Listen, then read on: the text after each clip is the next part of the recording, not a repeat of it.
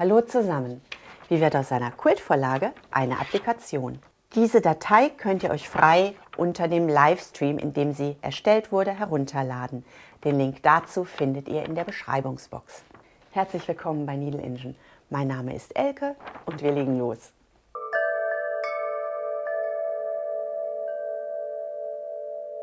Meinen ganz herzlichen Dank an die Kanalmitglieder für eure finanzielle Unterstützung. Dankeschön. Wenn wir unsere Datei heruntergeladen haben, pausen wir sie einmal durch, sodass wir sie klar erkennbar auf der Originalseite und spiegelverkehrt auf der Rückseite haben. Was wir jetzt noch brauchen, damit wir loslegen können, ist einmal ein abwaschbares Stickvlies. Da gibt es unterschiedliche Marken. Ich habe hier das von Avalon. Und wir brauchen Fliso Fix. Fliso Fix ist ein beidseitig klebendes Vlies. So. Es hat eine Trägerseite und eine schon klebende Seite. Wir haben unsere Datei, wir haben Fliso Fix und abwaschbares Stickvlies und wir legen los. Wir nehmen unsere Vorlage, nehmen das Fliso Fix, die Trägerpapierseite liegt oben, das Fliso Fix liegt unten und nun können wir unsere Vorlage einmal kopieren. Ich benutze dazu einen Bleistift mit einer mittleren Härte und meine Linien male ich mir nun einmal ab. Das heißt, ich zeichne jede Linie nach und zwar immer außen um diesen dicken Streifen herum, sodass ich einen wirklich kräftig und breiten übertragenen Streifen habe. Wir nehmen unseren Stoff, nehmen unsere durchgepauste Vorlage, legen die Fliso Fix Seite auf die linke Stoffseite und wir bügeln unser Motiv einmal auf. Das Ganze machen wir auf zwei unterschiedlich farbigen Stoffen. Unsere Vorlage drehen wir nun einmal seitenverkehrt und diese zweite Seite übertragen wir mit dem Bleistift auf unser abwaschbares Stickvlies und zwar genau auf die Stickvlies-Seite. Das Ganze schneiden wir großzügig aus. Wir möchten einen großen Kleberand halten. Und das können wir nun erst einmal zur Seite legen. Aus unserer auf Stoff kopierten Vorlage schneiden wir einmal den inneren Kreis aus. Den brauchen wir nicht mehr. Jetzt schneiden wir unser Motiv aus Stoff aus. Jedes einzelne unserer Elemente schneiden wir einmal an der Längslinie aus. Dazu können wir wunderbar eine ganz normale Stoffschere verwenden. Und wenn wir das haben, schneiden wir noch den Bogen aus. Um den Bogen auszuschneiden, benutze ich eine Applikationsschere. Das Schöne ist, sie hat zwei Seiten.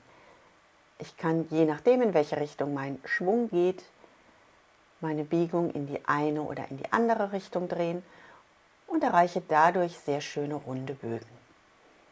Das wiederhole ich bei allen einzelnen Elementen. Meine einzelnen ausgeschnittenen Elemente schauen nun so aus und die lege ich einmal im Wechsel zusammen. Wenn ich diese einzelnen Elemente zusammenlege, dann merke ich sehr schnell, das Ganze möchte nicht passen. Es wird auf keinen Fall mehr rund. Aus diesem Grund haben wir unsere Vorlage einmal auf Stickvlies übertragen. Von unserem Stickvlies ziehen wir die Rückseite ab und legen die Klebeseite zu uns. Unsere einzelnen Elemente kleben wir nun mit der Stoffseite auf die vorgezeichneten Formen unseres Stickvlieses. Die Stoffseite unserer Elemente klebt auf unserem Stickvlies und die Trägerpapierseite von unserem Fliso Fix schaut zu uns. Und nun können wir unser Motiv ganz ohne Probleme zusammensetzen. Als nächstes schneiden wir den Hintergrund zu. Ich habe dazu einen Stoff mit Verlauf, mit Farbverlauf gewählt und den habe ich zugeschnitten in einer Größe 16,5 x 16,5 Inch. Eben passend mit diesem Lineal. Ihr schneidet das zu mit dem Lineal, das ihr zur Verfügung habt und mit dem ihr gerne arbeiten möchtet. Und wenn wir das haben, ermitteln wir an unserem zugeschnittenen Stoffstück die Mitte. Dazu legen wir die Ecken aufeinander und ich gehe einfach nur mit dem Finger so ein bisschen an den Seiten lang. Das reicht schon völlig aus. Wir brauchen keine klar eingebügelte Mitte. Wir brauchen nur in etwa den Punkt, der unsere Arbeit später zentriert. Bevor wir das Ganze zusammensetzen, möchten wir nun einmal die Trägerpapierseite von unserem Motiv entfernen. Anschließend nehmen wir eine Nadel, stecken die Nadel in die Mitte unseres Motivs und wir stecken die Nadel in den ermittelten Mittelpunkt. Das Ganze können wir nun noch einmal glatt streichen, damit das auch wunderbar gut liegt. Und jetzt geht es zur Nähmaschine. Und wir nähen mit einem breiten Zickzackstich unsere Linien nach. Wählt einen breiten Zickzackstich. Ihr möchtet beide Motivseiten mit diesem Stich erwischen. Und je breiter euer Stich ist, je einfacher fangt ihr das ganze Motiv ein. Außerdem ist ein breiter Zickzackstich bei dem Motiv wirklich sehr dekorativ. Wenn wir in der Mitte angekommen sind, nähen wir wieder zurück. Dadurch erzielen wir eine sehr kräftige Stickoptik, die auch ausreichend genug sich nach oben wölbt, sodass das Ganze ein bisschen dreidimensional wirkt. Bei jedem neuen Ansatz stellen wir unsere Nadel in die richtige Ausgangsposition und wir quilten mit einem breiten Zickzackstich weiter.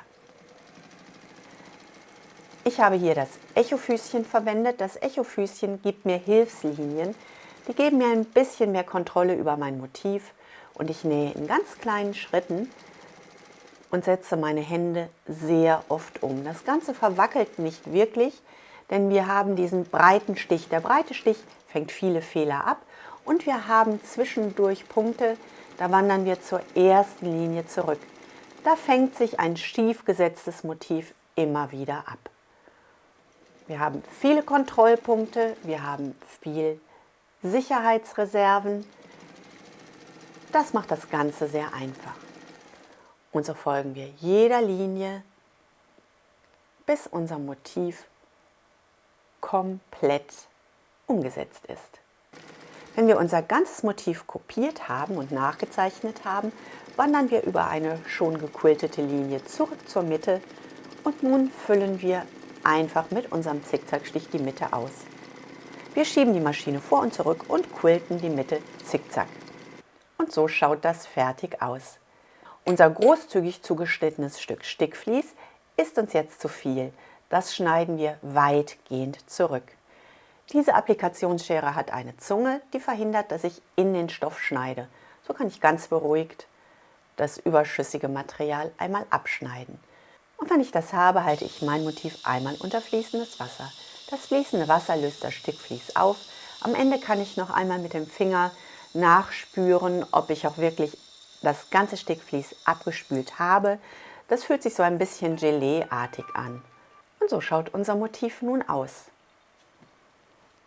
Wenn unser Motiv getrocknet ist, brauchen wir es nur noch bügeln, damit die zweite Seite unseres Stickvlieses auch auf unseren Stoff haftet. Und so schaut das Ergebnis aus.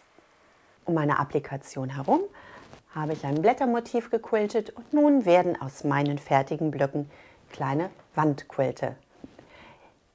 Wie das geht, das seht ihr in einem späteren Video.